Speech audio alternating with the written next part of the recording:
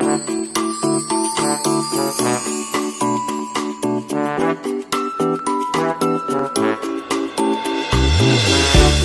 my name is Leo Brady. I am a film critic here with AMovieGuy.com, and I am spending my time talking to the amazing Tom Schulman and Kim Coates, the director and actor of their new film, Double Down South. Thanks so much for being with me here today, guys. Thanks for having us. So I'm going to start with Tom because it's been quite a while since you've gotten behind the camera to direct a movie. So, you know, your last work was 8 Heads in a Duffel Bag. I know you've done writing. You haven't stopped writing, but why? Is there a reason behind the long delay, but also why now with Double Down South? Yeah. I mean, the reason behind the long delay is just finding something that I really was passionate about doing. You know, I write stuff, and sometimes when you start writing, you think, wow, this is something I really want to direct. And then by the time you're done, for whatever reason, you think better collaborate with somebody else, you know, and this one just close enough and personal to me that my desire to direct it never wavered, really. And you know, so particularly because it's about the world of keno and the South and racism, misogyny, just things I know something about. So you know, I was keen on doing that. And the now of it was just, you know, this is a story that's been percolating for me since my childhood, really. And I had a kind of an idea about it in my early 20s, and just really frankly wasn't capable yet of pulling it off. So, you know, put it away, and somewhere in the middle of COVID thought, you know, if I'm going to do anything at all in these times, it's either going to be about COVID, which I really don't want to do, or it's going to be about that story, which is contained enough in its location that maybe we could get away with it, you know, and not get people sick. So right. Awesome. Well, I mean, and then you've got Kim Coates here. I mean, fantastic actor. Now, Kim, I wanted to ask you a question. If somebody came up to you and said that they would call you a journeyman actor, is that an appropriate assessment of your career? And what would you sort of attribute to your longevity? Look at my nose, Leo. Look at my cheekbones, Leo. Look at my blue eyes, Leo. My mother goes, "Who do you kill in this one? Do people die? Do you play a doctor? Is he a crazy doctor, honey?" Look at my teeth, Leo. I mean, Leo, I lost a couple of teeth when I was filming Tom's movie. Wow. I did it for him. I wish I could say it was in a bar fight protecting a damsel in distress, but it was a freaking olive pit. So I just got an implant put. It's a long story, but anyway, that's why I don't have my little denture in. No, look, and I can't believe he's still dealing with it, you know, 8 months after shooting. Like, yeah, journeyman's fine with me. Character actor's fine with me. What I love being called is a working actor. Like I've worked really hard, and I guess maybe a sprinkle of talent here and there, and a little luck, I suppose, here. But you know what? I've never ever been afraid to fail. I've never ever been afraid to say yes to something that, like, I'm just so, my career has just blossomed, and I get to work with people like Schulman and Matt Craven, who's such a great pal of ours, who helped Lily with all her pool playing. Lily Simmons, Diana, pretty amazing. So look, this movie, bro, Leo, it came at the right time. As Tommy just said, the whole COVID thing, mask, you know, it's a small cast, powerful cast. And the story speaks for itself, and it's something I've never quite done. This level of, I don't want to say meanness, I don't even want to say racism, I don't want to say misogyny, but it's all of those things. This guy inhabits all of them, and with that snake-like charm that Nick possesses and the businessman in him, you never know what he's going to do. And to put those cowboy boots on and those jeans on and live in that world and be in the South with Tommy and Rick Wallace and all his producers and the cast and the crew. It's I can't believe we're talking about it. It's opening this weekend at the Newport Film Festival, big red carpet. Here we go. Yeah, awesome. Well, and you talked about working with Tom. I mean, Tom, I think for you, it goes without saying, you know, everybody has to mention you are Oscar winner, Tom Schulman. I mean, that is something that is an amazing feather in your cap. For you, what has it been like to sort of ever since you won that award, you know, you were working with Robin Williams and Peter Weir and guys who you would have thought, you know, they were going to be the ones getting the awards, but here you are, the one coming away with that Oscar. Is that something that still matters? That still sort of, you know, you obviously, I know it doesn't hurt, but is it still something that you're able to say like, yeah, I did that?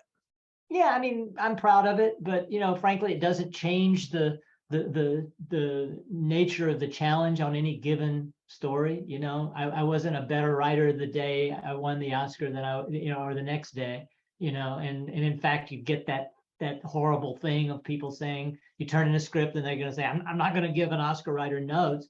You know, go, you know, yes, give me notes. Don't do that, you know. Yeah.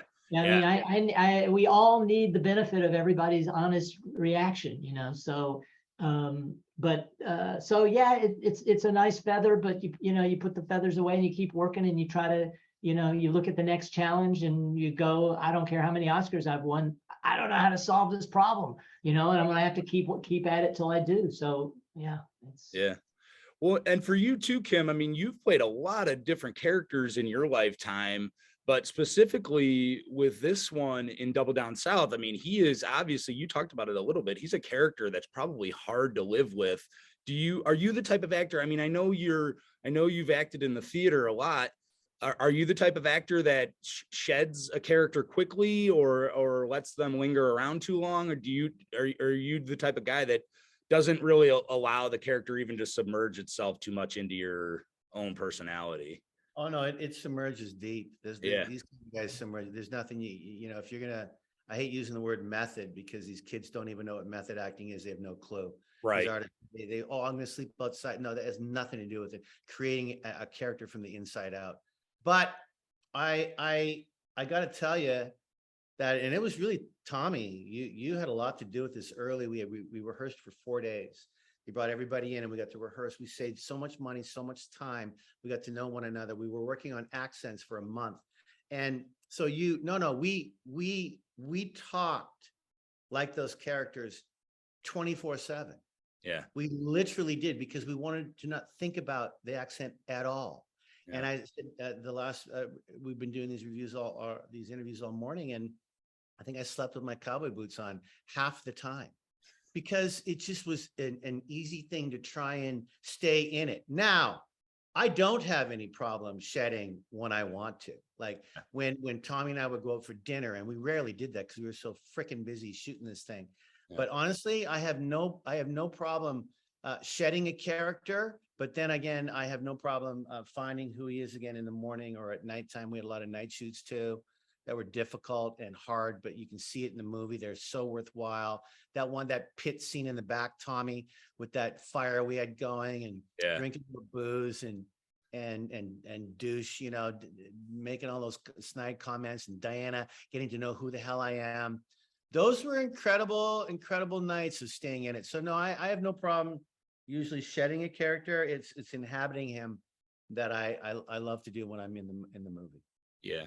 Well, and two, I mean, and this kind of can be a question for both of you, a little bit more specific for Tom. I personally had never seen keno, like billiards, played like this. And I kind of want to know, like, does it feel like you're kind of introducing something new to people? Because like, I found that to be fascinating. What a great question, Tommy. I've been watching movies like Cincinnati Kid recently, and films where poker and games of this type of like high stakes gambling, you know, I feel like those types of games can be hard to pick up, but also at the same time too, you're really showing the world something that they've never seen before.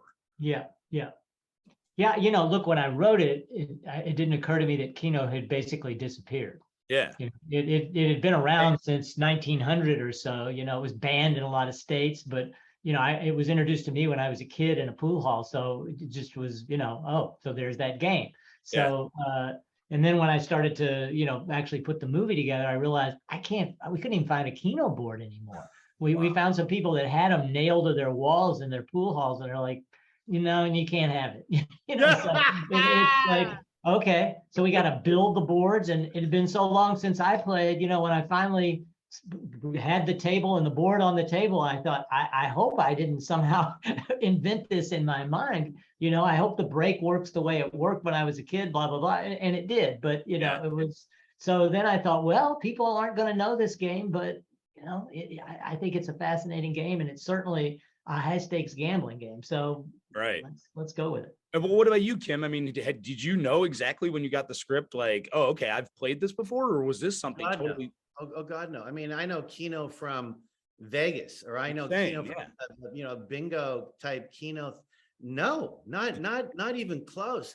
And then when Schulman sends the script and you start to read it, and then you do a little bit of, IMDb shit, and there's a little stuff on the internet, but then you talk to Tommy and his story of in Nashville when he's 13, 14, going into this house of ill repute with these 3 nicks. It's come from real experience, right, and real gambling. And if you get out of control with this double down, and you got to know when to quit, you can lose your freaking shirt. And that's when the fights start. That's when the booze starts. That's when the cigarettes aren't being put out. And that's when the cheating might happen. And you get all that involved with Lily Simmons coming in, playing Diana with her talent and beauty and fierceness. Is she scared in this world? We don't know. Yeah. Yeah. It's a powerful combo. Well, and you mentioned that name, Lily Simmons. She's kind of the catalyst in this story. Tom, can you talk about casting her, giving her this sort of like powerful role that she has to play? But also, Kim, can you talk about, like, the two of you go at it? Is that you talked about rehearsing? Does she say, come at me, don't take it easy on me? What's the process? Oh, look at you. I'll let Tommy. Tommy, well, first of all, in the casting, in a way, it was kind of easy. I mean, I'd seen her in Banshee and True Detective. I'd sort of saw her when she was 19, and again when she was 25 or 23, 4, 5 in Banshee, and she just had that strength, and for me, having grown up in this world and knowing what a challenge it would be for a woman, particularly an attractive woman, to go into a place like this. It's all men. It's, it's a nasty environment. They're not holding back at all. They're not ashamed of misogyny, ashamed of rape. They're just that. And so to me, she was someone I could believe could make it through there and could pull this off. It was just, the more I watched her and it was just clear. So, that was, I wouldn't say a no-brainer, but I felt confident that she could do it. Yeah. We have a pal, Matt Craven, brilliant actor, great friend of Tommy's and mine. One of the best pool players I've ever played against and watched, really. He taught Lily everything she pretty much knew. Tommy and I had a little bit here and there, but Matt really, before the film started, worked with her in the Hollywood Billiards Hall. Yeah. And all I cared about, I didn't know Lily that much. I knew of her. I didn't know her work that much. All I cared about is that I don't care if you want to hold a fork or a gun or a baseball, you better know what you're doing, or we have no movie.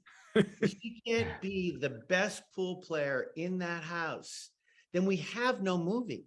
Right. And Lily's blown me away with her preparation of learning the stick, the cue, the chalk, the stance, what it means to double bank. I mean, pretty proud of her, man. Pretty proud of her. Well, I met with her and Matt Craven at the pool hall, the first day. And I said to her before Matt got there, I said, have you played much pool? She goes, yeah, I played some. Matt got there, we watched her shoot for a minute. Matt goes, she doesn't know anything. so, he showed her some things, and, it was about a month before we started shooting. And Matt said, I'm happy to help however much you want. And she said, how about later today or tomorrow? And, I knew right there she was just going to be, and, they got together every day, and he taught her everything he knew. And, so. Yeah. Well, so I have 2 more questions, one for each of you. I think I'll start with Kim first. Kim, you've worked with some fantastic directors throughout your career, and you've worked with 2 of them that are absolutely my favorites. I've followed their careers from beginning and will continue to follow forever. Tony and Ridley Scott. Can you talk about working with those 2? Just what, and for you, now you've worked with Tom Schulman, do you have any other directors that you're like, how come I haven't worked with that guy or girl? and how do I make that happen? You know, I will say, I mean, Tony, we lost it way too young. We lost him way too young. He was Yeah. a brilliant star of passion and cigar smoking, that pink cap of his. And Yeah. I just, you know, I was supposed to be in a couple more movies with him that I couldn't do after the last Boy Scout, but he will go right here in my heart. Ridley, boy, talk about, they're kind of different. Tony Yeah. and Ridley doesn't say a lot. He hires brilliantly and lets everybody do their job. Really doesn't say, but he's kind, he's quiet. No, I listen, I'll work with anybody. And it just goes to show you I worked with Tom Schulman, so it means I'll work with anybody. You know, like, Yeah. No, I think for me, the most impressive thing, forget about how talented Tommy is and what friends we are and all the stuff that his incredible career has for everybody that's involved around Tom. The thing that impressed me the most, think about this. He wrote it. He's directing it. He cast it. He's involved in all of it. And sometimes when you're a writer, you can't let go of what you wrote. You can't. Tom let it all go. It was right there on the page. We had 4 days of rehearsal. We talked about all the little things that didn't make sense, or how about this way or that way. And Tommy, and this is the brilliance of being talented, is you're so comfortable with who you are, you can let it go. Tommy let his script go because he knew what he had, and we all knew what we had. So I'm pretty happy to say that the working conditions on a Tom Schulman movie is, when do we start the next one? It'll be 20 years from now, but when do we start the next one? And I hope you had fun directing, Schulman, because I had such a great time, and it's really hard to believe I can say that because it's such a scary thing, and you know, the lack of sleep and everything else. I maybe got 3-4 hours of sleep a night, but was never tired. Always happy to be there. Just an amazing experience. Yeah. Well, and that sort of leads to my last question for Tom. I mean, I was fascinated to see this. Honey, I Shrunk the Kids, Dead Poets Society, and What About Bob? I feel like your work has followed me throughout my life. Like, whether it was me as a kid growing up, Honey, I Shrunk the Kids, absolute favorite movie of mine. Dead Poets Society, absolutely inspiring movie for me as a teenager. And then What About Bob? A sort of injection of comedy and sort of midlife crisis type of movies that I still quote to this day. So is that sort of speak to your writing, a bit of timelessness in the way that you sort of go through this process? Well, first of all, I'm sorry to be, you know, tailing you like that. That's rude of me. But no, I'm flattered that you feel that way. Yeah.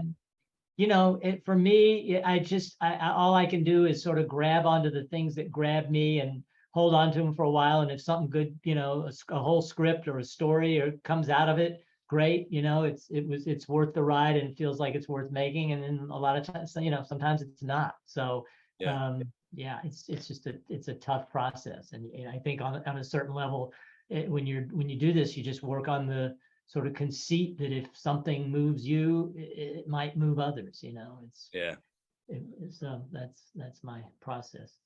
Awesome.